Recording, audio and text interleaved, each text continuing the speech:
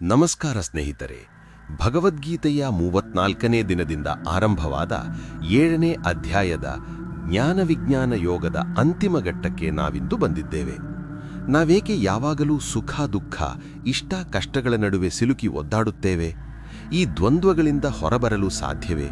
ಮತ್ತು 7ನೇ ಅಧ್ಯಾಯದ ಕೊನೆಯಲ್ಲಿ ಕೃಷ್ಣನು 8 ನಿಗೂಢ ಪದಗಳನ್ನು ಬಳಸುತ್ತಾನೆ. ಅವು ನಮ್ಮ ಸಾವಿನ ನಂತರದ ಗತಿಯನ್ನು ನಿರ್ಧರಿಸುತ್ತವೆ. ಇಂದಿನ 10 ನಿಮಿಷಗಳಲ್ಲಿ ನಾವು ಈ ಗಹನವಾದ ಸತ್ಯಗಳನ್ನು ಭೇದಿಸೋಣ.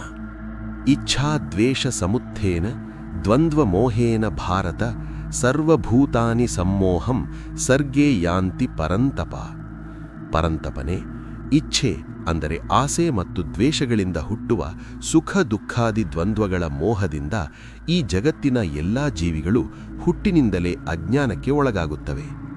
ನಮಗೆ ಯಾವುದಾದರೂ ಇಷ್ಟವಾದರೆ ಅದನ್ನು ಪಡೆಯುವ ಇಚ್ಛೆಯಿರುತ್ತದೆ, ಇಷ್ಟವಾಗದಿದ್ದರೆ ದ್ವೇಷ ಹುಟ್ಟುತ್ತದೆ. ಈ ಎರಡರ ನಡುವೆಯೇ ನಮ್ಮ ಜೀವನ ಕಳೆದು ಹೋಗುತ್ತದೆ. ಇದನ್ನೇ ಕೃಷ್ಣನು ಮೋಹ ಎನ್ನುತ್ತಾನೆ.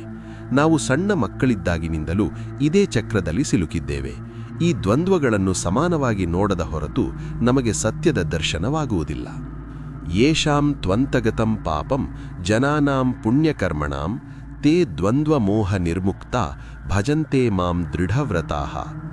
ಯಾರ ಪಾಪಗಳು ಪುಣ್ಯಕರ್ಮಗಳಿಂದ ನಾಶವಾಗಿದೆಯೋ ಅಂಥವರು ದ್ವಂದ್ವಗಳ ಮೋಹದಿಂದ ಮುಕ್ತರಾಗಿ ದೃಢವಾದ ಸಂಕಲ್ಪದೊಂದಿಗೆ ನನ್ನನ್ನು ಆರಾಧಿಸುತ್ತಾರೆ. ಬಹಳಷ್ಟು ಜನ ಕೇಳುತ್ತಾರೆ, ನನಗೆ ದೇವರ ಮೇಲೆ ನಂಬಿಕೆ ಕುಳಿತುಕೊಳ್ಳುತ್ತಿಲ್ಲ ಏಕೆ ಎಂದು. ಕೃಷ್ಣ ಹೇಳುತ್ತಾನೆ, ನಮ್ಮ ಪಾಪಗಳು ಕರಗಿದಾಗ ಮಾತ್ರ ಮನಸ್ಸು ತಿಳಿಯಾಗುತ್ತದೆ. ಪುಣ್ಯ ಕಾರ್ಯಗಳು ನಮ್ಮ ಅಂತರಂಗವನ್ನು ಶುದ್ಧಗೊಳಿಸಿ ದ್ವಂದ್ವಗಳ ಆಚೆಗಿನ ಸತ್ಯವನ್ನು ನೋಡಲು ಸಹಾಯ ಮಾಡುತ್ತವೆ. ಆಗ ಮಾತ್ರ ನಾವು ದೃಢವ್ರತದಿಂದ ಭಕ್ತಿಯಲ್ಲಿ ತೊಡಗಲು ಸಾಧ್ಯ. 7ನೇ ಅಧ್ಯಾಯದ ಕೊನೆಯಲ್ಲಿ ಕೃಷ್ಣನು ಅಧ್ಯಾತ್ಮ, ಅಧಿಭೂತ, ಅಧಿದೈವ ಮತ್ತು ಅಧಿಯಜ್ಞ ಎಂಬ ವಿಷಯಗಳನ್ನು ಪ್ರಸ್ತಾಪಿಸುತ್ತಾನೆ. ಯಾರು ನನ್ನನ್ನು ಈ ಎಲ್ಲದರ ಮೂಲ ಎಂದು ತಿಳಿಯುತ್ತಾರೋ ಅವರು ಸಾವಿನ ಸಮಯದಲ್ಲಿಯೂ ನನ್ನನ್ನೇ ಸ್ಮರಿಸುತ್ತಾ ಶಾಂತಿಯನ್ನು ಪಡೆಯುತ್ತಾರೆ. ನಾವು ಜೀವನವಿಡ ಏನನ್ನು ಅಭ್ಯಾಸ ಮಾಡುತ್ತೇವೋ ಸಾವಿನ ಕ್ಷಣದಲ್ಲಿ ಅದೇ ನೆನಪಿಗೆ ಬರುತ್ತದೆ. 7ನೇ ಅಧ್ಯಾಯವು ನಮ್ಮನ್ನು ಅಂತಿಮ ಸತ್ಯದ ಕಡೆಗೆ ತಯಾರು ಮಾಡುತ್ತದೆ.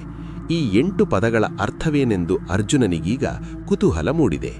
ಸ್ನೇಹಿತರೆ, 7ನೇ ಅಧ್ಯಾಯದ ಈ ಜ್ಞಾನ ನಮ್ಮ ಸಂಶಯಗಳನ್ನು ಪರಿಹರಿಸಿದೆ. ಆದರೆ ಅರ್ಜುನನು ಈಗ ಕೇಳುತ್ತಿರುವ ಪ್ರಶ್ನೆಗಳು ಬಹಳ ಮುಖ್ಯ. ಬ್ರಹ್ಮ ಅಂದರೇನು? ಕರ್ಮ ಅಂದರೇನು? ಸಾವಿನ ಸಮಯದಲ್ಲಿ ನಿನ್ನನ್ನು ಸ್ಮರಿಸುವುದು ಹೇಗೆ?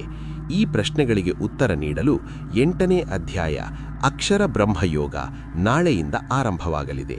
ಸಾವಿನ ನಂತರದ ರಹಸ್ಯ ತಿಳಿಯಲು ಸಿದ್ಧರಾಗಿ. ಧನ್ಯವಾದಗಳು.